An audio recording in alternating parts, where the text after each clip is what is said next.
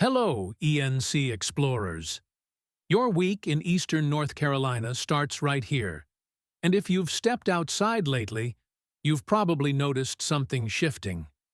The mornings still have that cool edge, but by mid-afternoon, the sun is finally starting to feel warm again.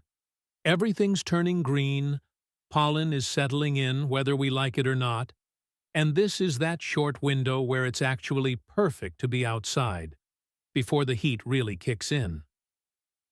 This week, we've got a couple of easy, low-cost ways to get out of the house without overthinking it. One is right here in Greenville and makes for a surprisingly solid night out. And the other is a short drive that most people overlook, but ends up being one of the best family outings around. Let's start with the date idea. If you're looking for something simple, but still feels like you did something, head to Uptown Greenville and start at Blackbeard Coffee Roasters. They roast their beans in-house, so it's worth asking what single origin they're featuring that week. Grab a drink, take your time, and then walk over to Captain Jack's Mini Golf. It's one of those places that doesn't try too hard, but still works every time.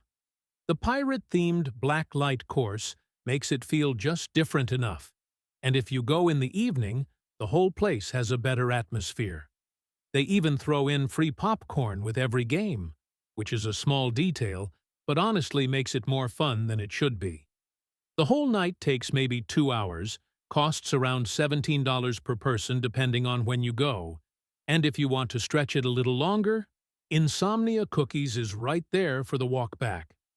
Just keep in mind Blackbeard is closed on Sundays, and mini golf pricing goes up later in the day, so earlier evening is usually your best bet. Now, if you're planning something with kids, or just want something a little different, this next one is worth the short drive. Head over to Washington, about 30 minutes from Greenville, and check out the North Carolina Estuarium. It's one of those places people forget about, but once you go, you realize how good it actually is. Inside, there are hands-on exhibits that walk you through the Pamlico Sound and Tar-Pamlico River ecosystems, and it's set up in a way that actually keeps kids engaged instead of just reading signs and walking through. But the real highlight is the pontoon boat ride on the Pamlico River. It's included with admission, and it's not some staged loop. It's a real working boat that takes you out on the water and connects everything you just learned inside to what's actually around you. Tickets are cheap, about $5 for adults, $3 for kids, and free for little ones, so it ends up being around $4 per person on average. That leaves plenty of room in the budget to grab lunch along the Washington waterfront afterward. Just make sure you call ahead to confirm the boat ride is running the day you go, since it can depend on weather and staffing. Now let's get into what's happening around the area this week. First up, Egg Rush at J.C. Park on Saturday from 5 to 7. This one's designed specifically for kids ages 8 to 13, and it's not your typical egg hunt. Think more high energy, fast-paced, and a little chaotic in a fun way, with a neon-style twist that makes it feel different from the usual daytime events. It's free if you register early, or a few dollars if you wait until the day of. Also on Saturday, if you're looking for something more adult, the Stews are playing at the State Theater in Greenville. It's one of the go-to spots for live music locally, and weekend shows there usually bring a good crowd. This is an easy option if you want something louder and more social than dinner out.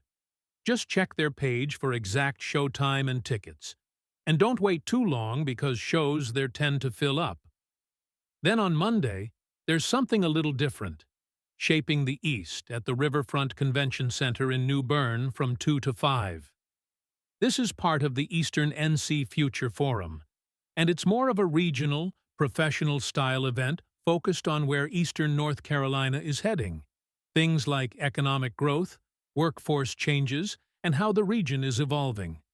It's not your typical go out and have fun event, but if you're interested in what's happening behind the scenes in this area, or just want something different, it's worth knowing about.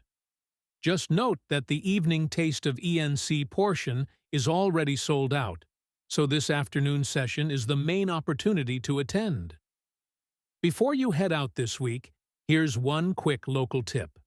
If you haven't tried the Greenway entrance behind the Moy Boulevard shopping area, it's one of the quietest stretches of trail in Greenville. Most people start near River Park North, which means this section stays surprisingly empty, even on weekends. There's a small parking area off Moy, and if you head south, you'll reach a peaceful overlook in about 10 minutes that's especially good for birdwatching this time of year. It's not a built-up walkway. It's more of a calm, tucked-away path that feels like a local secret. That's it for this week. If you know someone who's always asking, "What should we do this weekend?" go ahead and send this their way. And if you want more easy, affordable ideas like this, without having to scroll through a dozen different sites, you're in the right place.